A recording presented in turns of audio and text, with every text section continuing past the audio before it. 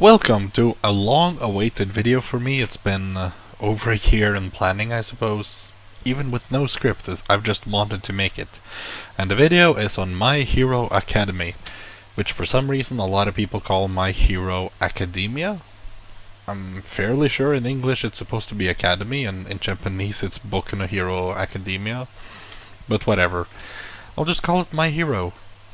I should have shaved. This looks really dark. Whatever. Screw it. But yeah, this video is gonna get deeper than you think, and it's on My Hero, which has become my favorite anime. Yeah, it actually beat out my previously favorite anime, which was Nyaruko-san. Yes, Nyaruko-san. Very, very fun anime, and I used to think it was called Nyarko-san, but no, they changed the name a few times. And basically she is a Cthulian, yeah. That's who Nyarko is, but the main character is actually Mahiro. Strange. It's kind of like Akame ga Kill, I suppose, where the main character is Tatsumi, yet Akame is the one that the series is named after. Weird. And right now I don't even remember her name. Her real name, her Cthulian name. Nyarka Tohotep or something? Nyarla Tohotep? Nyarla Tohotep. Something like that, yeah. But anyway, that comedy romance anime that used to be my favorite, it's now my second favorite. And My Hero is number one! Woo! So Horikoshi did a great job writing this. And wow, where to start? Like when explaining why this anime is my number one, there are many places to start, both in real life and in the show. So let's start with the simple reasons, right? So, I like the fact that the show is nice and colorful. It has lots of characters, lots of different personalities, and most of the characters get character development. And it's also very complex and not so simple, and yet it's written in a way or directed in a way where it's still easy to understand. And you have someone like Ochako or whatever, Uraraka, whatever other names she has. Like, people completely misunderstand her and even dislike her, saying she is a hero for money, but she is not. She is a hero for her parents. She's a selfless person who is a hero on behalf of someone else. And what does someone else need? They need money. So she's a hero for money in order to give that money to her parents. And for some reason people say that that's wrong of her, that you shouldn't be a hero for money.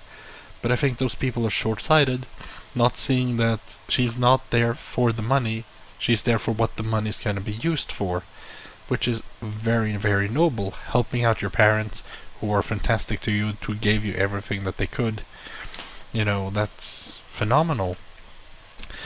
But still, you know, there are people who are unable to understand those motivations, and I don't know if that's a good thing, I don't know if it's a bad thing.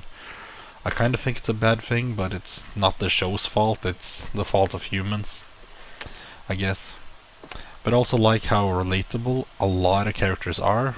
Like you have characters without dads, you have characters with abusive dads, you have characters with good dads, you have people with neutral dads.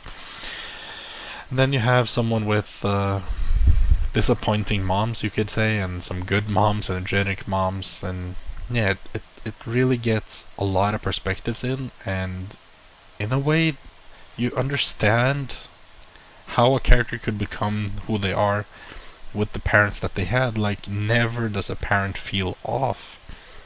And that's amazing that the writer managed to make all these different parents fit all these different personalities. And then you of course have the underdog story of Deku, someone who really, really wants something, someone who believes in his goal 100% and tries, and then somehow he ends up succeeding bit by bit, step by step. But I can tell you real life is not like that. And now we get to the real reason why My Hero Academia, I said that, hits so hard for me, why it's my number one story. And it's because I am the real life version of Deku.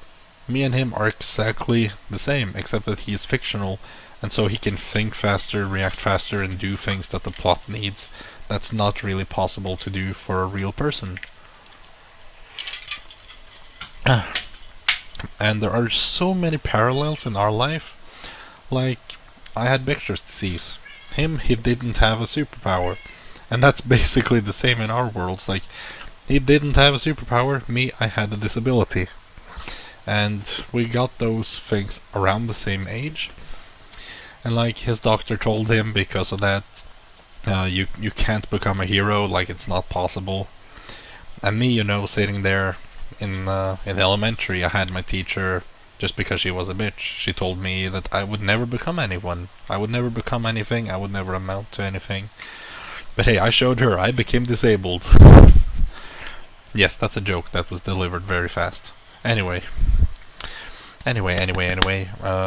He also had a very unsupportive mom, I would say. Like, she didn't believe in him, she instead cried and hugged him and just said, "I'm sorry." Like, she didn't actually encourage him. My mom, I suppose, was somewhat similar. Like, there were things I wanted to do in my life, and she told me no, that she didn't believe in it, and she had no faith in that. And so she stopped me in my tracks instead of supporting me. And Izuku Midoriya, he kind of had a similar mom, where she didn't support him, she didn't believe in him, didn't push him forward. At least not until someone else did, until All Might was there for him. But also, that's where our paths diverge. Like, we're following linear paths, and then mine goes one way and his goes another way. Because in my life, I knew I was becoming disabled. In Deku's life, he knew that he was not going to be hero. He knew he was destined to be normal and stay normal. But, then the parallel comes where I get the University of Winchester as my opportunity. He gets All Might as his opportunity. Not fair, because as people who follow me know, that university ended up committing fraud, stealing all my money, forcing me to starve for 4 months. And after starving for 2 months, I returned home, and my mom refused to support me, and I tried and tried and tried, and she refused. And so I starved additional 2 months, and that's 4 months in total. 2 months abroad, 2 months at home. And that's done permanent damage to my body, as far as I know, because 5 years later, I still struggle with all the same issues that I got the very month after my starvation ended. But Deku, he was not betrayed by his opportunity. All Might gave him that hair, and through magical means, boom, he became who he wanted to be. And the thing is, we both grew up wanting to be heroes, actually. Like, if we roll time back, when I was a child, I looked up to Superman because I realized my parents are not raising me. So who do I want to be like? What do I want to be like? Who do I want to be when I'm an adult? And immediately I thought Superman, like, that's the base. That's who I'm gonna base my personality off. That's who I'm gonna base my traits off. And I'm gonna try to be more like him. I'll try to teach myself behavior. I'll try to teach myself knowledge. I'll try to teach all these things that are missing. And so I tried to study, and I tried to think, and I tried to piece things together, different pieces of information, and eventually I learned things that I didn't know. I took 2 pieces of information that weren't related, put them together, and learned something new. And Deku kinda had a similar experience with his journal, where he would write about what different heroes could do and whatnot. And then as we got older, I actually wanted to be a hero as a profession, and so did Deku. And I think we're both extremely noble, and we're both capable of self-sacrifice, which we have shown that we possess the greatest abilities needed for a hero. And so I tried to study really, really hard. I tried as best as I could to become an ambulance driver, and I have less than 6 months left until my studies are done, and that's when I learned that, oh shit, I actually have Bechd's disease, and it's not really stable. It's the most aggressive Bechd's disease on the planet, like the worst case that anyone's ever seen. And so what happens if I'm trying to pull a patient up the stairs or down the stairs and I just lose my nerves again? What happens then? What happens if my nerves short-circuit at such a crucial moment? Someone could seriously fall and hurt themselves, or worse, be killed. So I suddenly learned that that wasn't really a possibility anymore. I couldn't really be the hero I wanted with such a disability. But then other things happen to crawl up too, like my paralyzing seizures that at my worst, yeah, it took up 10 hours a day. Like, I can't be working in something that crucial while having seizures. That doesn't work. And so, yeah, me and Deku, we both studied to be heroes. We both wanted to be heroes in a way, or looked up to heroes at the very least from a young age. And then, boom, life split at some point. I ended up disabled. He ended up a hero. You know, we were both just on a normal playing field there. We were both normal. But then, boom, I became disabled and he became a hero. So one of us downgraded and the other one upgraded. And so, in a sense, when I watch this show, I'm so happy because I can see, like, in Deku, I can see a bit of me. I can see me doing what I want to do, and I can see Deku doing what he wants to do, and in a sense that connects to me really deeply, and I feel so happy seeing at least someone else being a hero and someone else doing what's right. And yeah, to me that evokes emotion, that evokes feelings, and as I said, I spent years studying, so and I spent many more years changing myself to try to become more appropriate as a hero. And I actually did even before I had access to free gym, I actually worked out daily. Like, I was like, I've chosen to become a hero, and every day after school I would get on that bicycle and I would bike as hard as I could. Every day, as hard as I could. And I probably quadrupled my lung capacity and heart capacity at with that training in like no time. And I kept going and going and going until the bicycle chain snapped on me. Because I was really pedaling that hard that eventually a solid iron chain would snap beneath my legs. Like, that's what I did. I worked out specifically for the purpose of being a better ambulance driver / hero. And that's also something that Deku did for a whole year. And of course I did work out in the gym for 2 years once I got access to that, or it might have been 1.5 years, but yeah. It was as close to 2 years as it could be because I would fly to England to study there, as you know.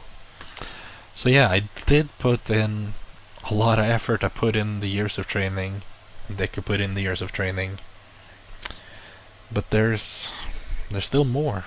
Other than him just being a parallel to me and us basically being the same person. It's also that in this show, when fight scenes are happening and emotional stuff is happening, you have just the most beautiful animation happening. Things are flowing beautifully. It looks extremely nice. You just get immersed completely. You forget everything else. You get super focused on the anime. And then in the background you have that music that swells and fills the scene, and somehow it just fits. It fits everything that's happening and just adds to it, it adds to it so much and builds. And then with the sound effects as well, and the colors and the shading, everything just comes together to be plus ultra, you know. Like, you can't quite describe it, you just need to watch it. And yeah, when I do watch one of these My Hero fights and how they build up, I get teary-eyed extremely easily, and I start smiling uncontrollably, and maybe even some tears of joy dribble down the sides of my eyes. And no other anime does that for me, not a single one. But this one, the music, the visuals, it's just the sounds, everything. It's like, for a moment, it's like I can feel and smell the anime. It's like I can taste it, because it gives so many pieces. It plays with so many of your senses that the rest basically fills itself in. That's why I love the show, because it gets me, it evokes emotion. It makes me sad, it makes me happy, it makes me pumped. It does things that other shows can't do. And yeah, I think these are the main reasons why My Hero Academy, or Boku no Hero Academia, is my favorite anime of all time. It's my #1 anime, and I hope to see more. I hope to see more villains, more heroes, more quirks, a little bit more All Might. So, hope you enjoyed. See you next time.